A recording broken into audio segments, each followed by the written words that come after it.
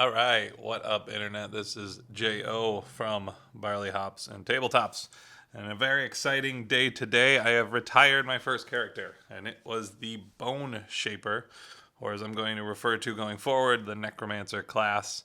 And I have to say that this class is just so true to what it feels like to be a Necromancer and was oh so fun. I have been obsessed with Necromancers. It's one of the only mage kind of type classes that I'll ever usually play, since I don't prefer to play mage type classes. And this goes all the way back to when I fell in love with the Necromancer in Diablo 2.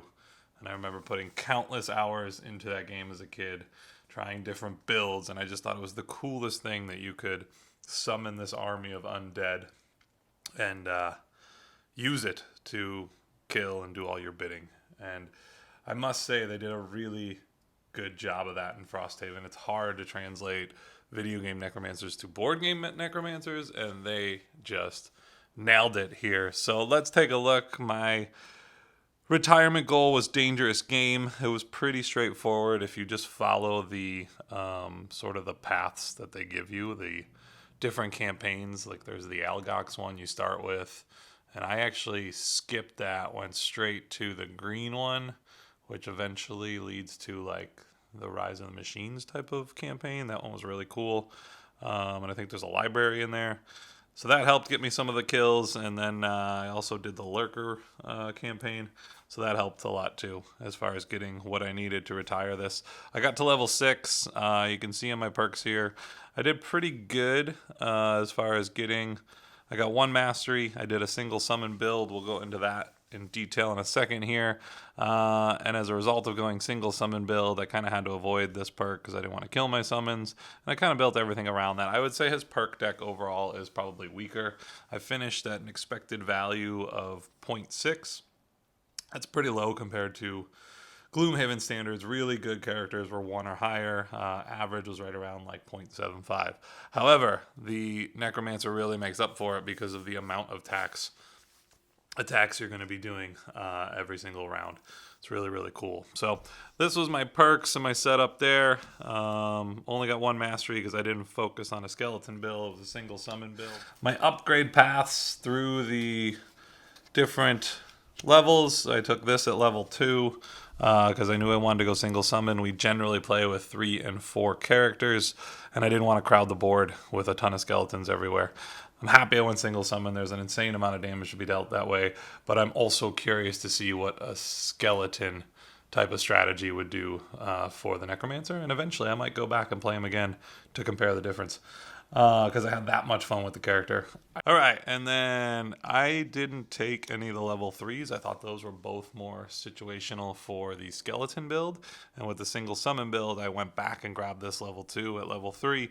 I like this bottom part here, and the reason I went for that is because I wanted to get as many curses into the deck as I could, with the idea being that it would help keep my single summons alive longer.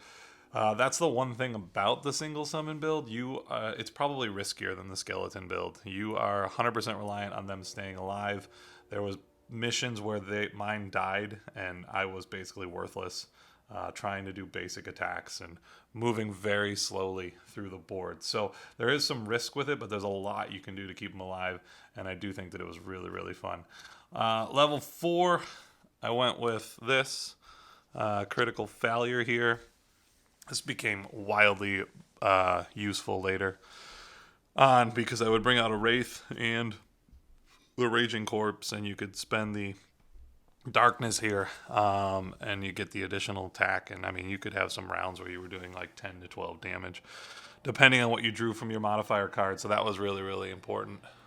And then the 5th round, I took my Unforgiving Methods, which got my Stitched Atrocity, which was just amazing. I really fell in love with the Raging Corpse, and then the Stitched Atrocity is even better.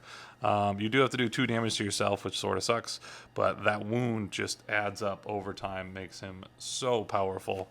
And then my final round, I grabbed Twisted Decree, and that was just great. I mean, it really could replace Command the Wretched, but I wanted to get as many top row attacks in as I could, so this was just an awesome addition to get the move +1 and the attack +1, plus it generates darkness, which is super helpful for this build. All right, so here's my level 6 script that I finished with the Necromancer. There's no way around it. I call them power-up characters. You know, characters like the Necromancer or the Fist or the Drifter. You know, you have to generally use the first round to get your cards in play because they're the basis of everything that you do. And the Necro character, I think, more important than ever because without your, especially in the single summon build, without your summons, you really cannot do much. So always got this out. Wraith of the Turned Earth. This bottom is just so incredible. It just helps with the survivability of your summons. You can combo that with, you know, things like the Warden's Robe, the Protective Scepter.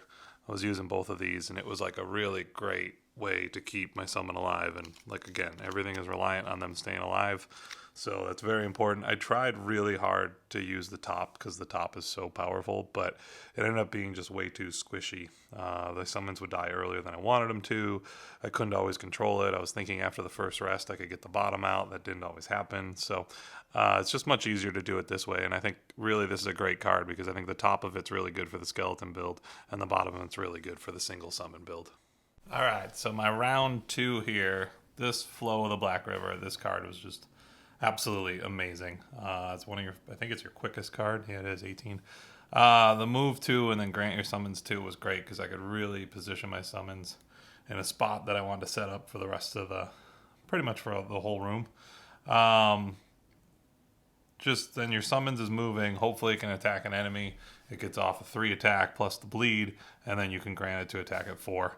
So that's 7 damage plus whatever in your modifier deck. It's just really powerful way to start off. Round 3 in my script, I was doing Fell Remedy. I really like the bottom here. It was highly likely that somebody was going to kill. It's also a 30, so it's not super fast. So it was highly likely one of my teammates was going to kill an enemy or my summon would before I go.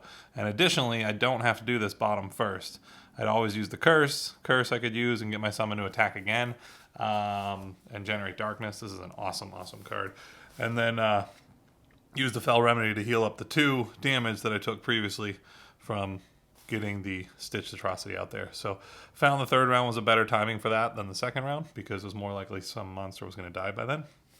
Also, like I said earlier, huge fan of curses. I was getting 5 or 6 curses into the deck each mission, which usually resulted in about 2 to 4 curses being drawn by the monsters.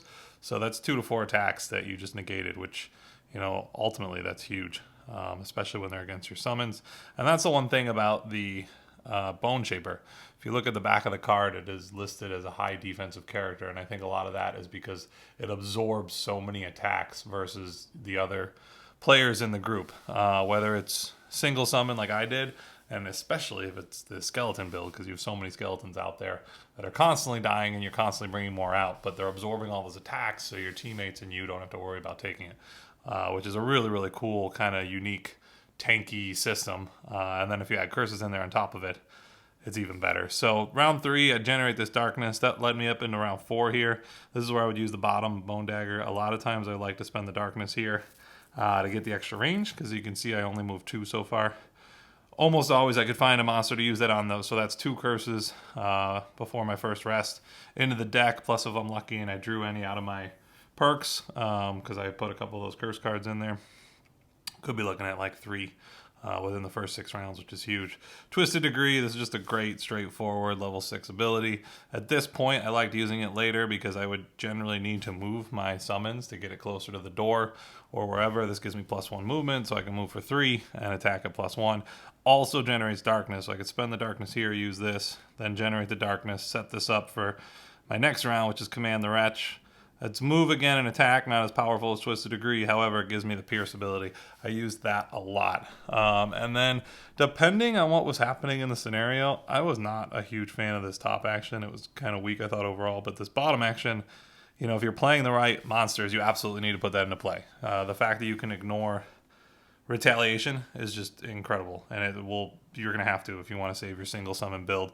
But if I didn't need to do it, then I would just use this as a basic move. And sometimes I would swap this with Transfer of Essence. Scripts are usually only about 80% of the time, so depending on what was happening in the scenario, I might do that. I love this card. I very rarely use the top. The bottom is one of the best heals in the game. One, it's a bottom row heal, which always makes them better. Two, it's 5.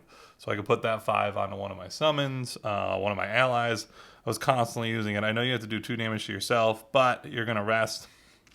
And then after that, you can get Fel Remedy back out there to like heal that up. It also generates darkness, which is huge because this leads to my next combo. So I would use this heal on somebody, generate the darkness, and then I would summon my Raging Corpse. Now, for a long time, I used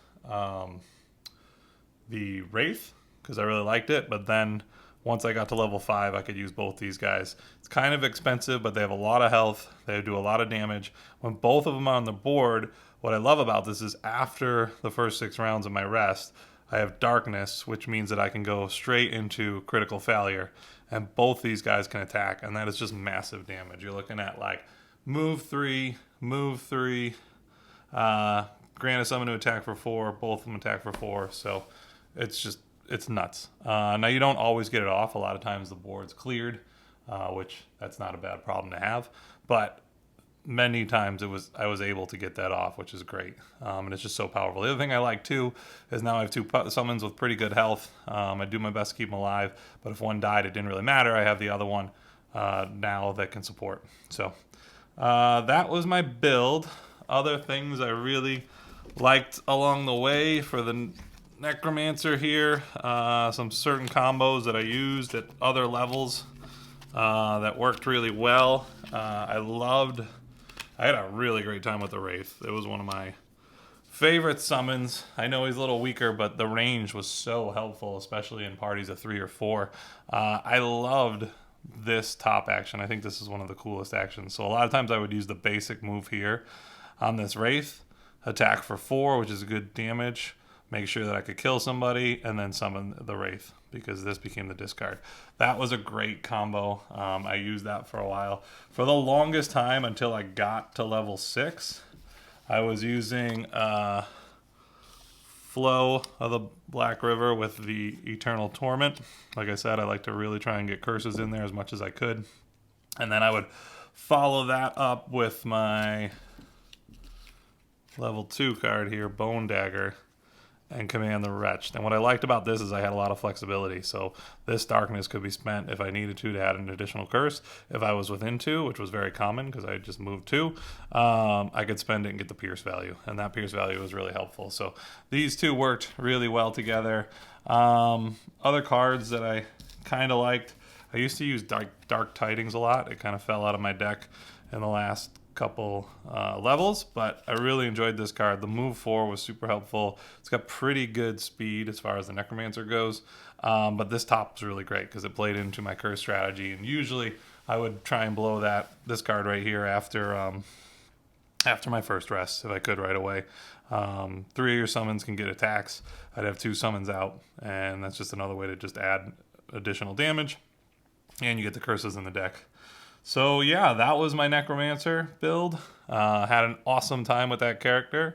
I've retired it, and I'm going to be posting another video shortly on the data behind it. So we will dive into that next time. So until next time, guys, peace.